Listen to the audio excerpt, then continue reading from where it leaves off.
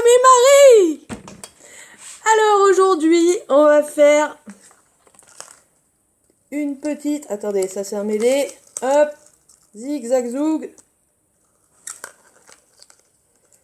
Mais voilà, une petite marionnette.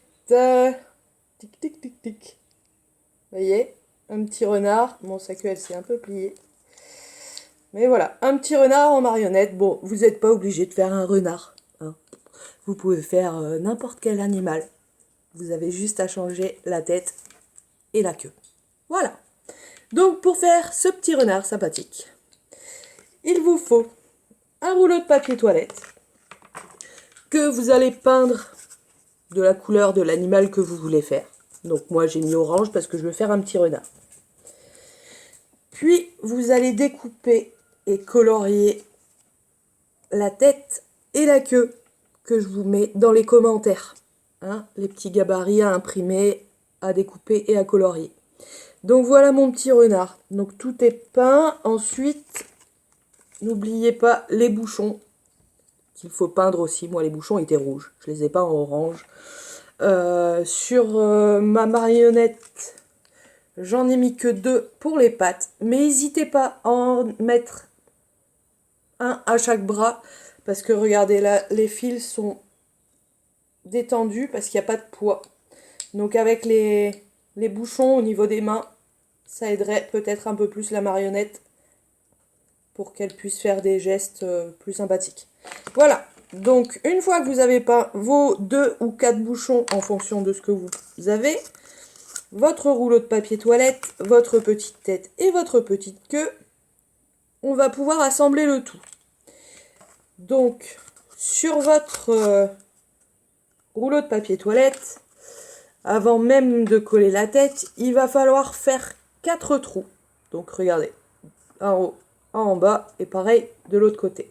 Donc en haut, c'est pour les bras, en bas, c'est pour les jambes, et il va falloir en faire un dernier, derrière en plein milieu. Celui-là, ce sera pour attacher la marionnette au bâton. Voilà. Donc vous voyez, vous avez un trou de ce côté-là, un trou de l'autre côté, et vous le voyez, vous avez un trou derrière. Voilà. Donc, pour assembler votre marionnette, vous allez avoir besoin de colle. Et donc, en premier, on va venir coller la tête. Donc, pour coller la tête, moi, je mets de la colle vraiment au milieu, tout le long au milieu.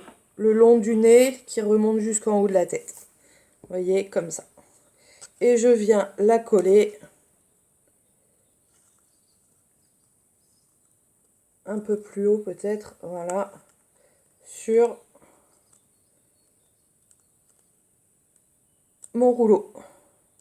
Une fois que la tête est collée, vous allez faire pareil avec la queue. Vous allez mettre un petit peu de colle là et venir la coller comme ceci. Donc la queue, moi j'ai colorié que d'un côté, mais c'est bien de colorier les deux côtés au final. Donc vous mettez un peu de colle ici.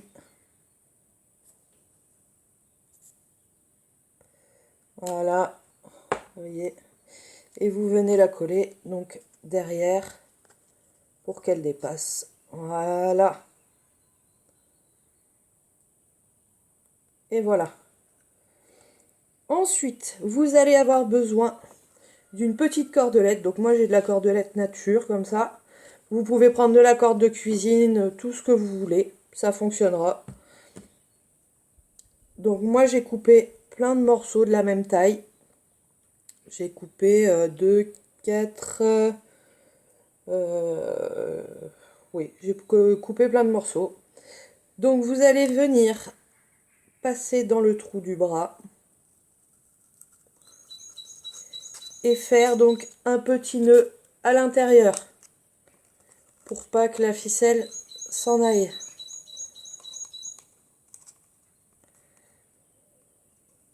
Oula, c'est pas simple. Parce que ma ficelle se dédouble. Voilà.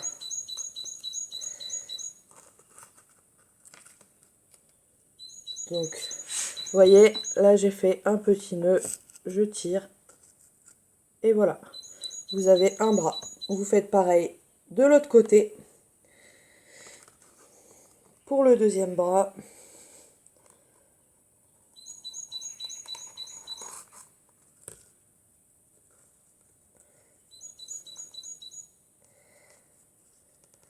Voilà, vous voyez, il y a ces deux bras.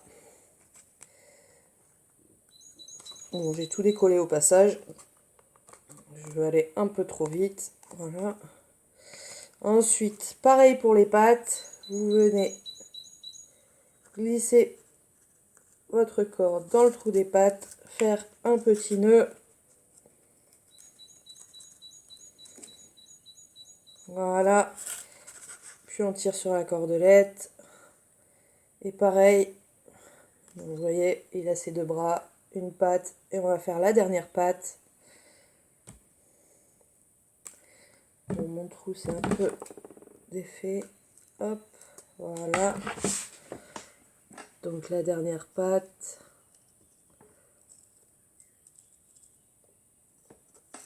Un petit nœud.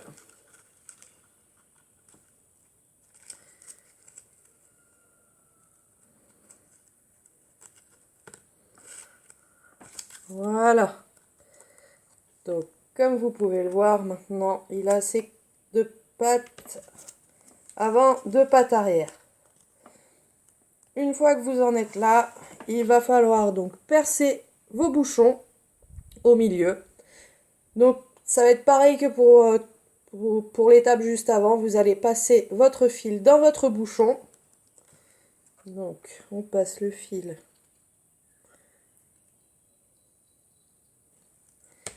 le trou du bouchon n'est pas assez gros, voilà. Donc on n'hésite pas à le grossir un petit peu, hein, quitte à faire un plus gros nœud. Mais on passe le fil de la patte dans le bouchon et on vient faire un très gros nœud pour pas que le bouchon puisse partir.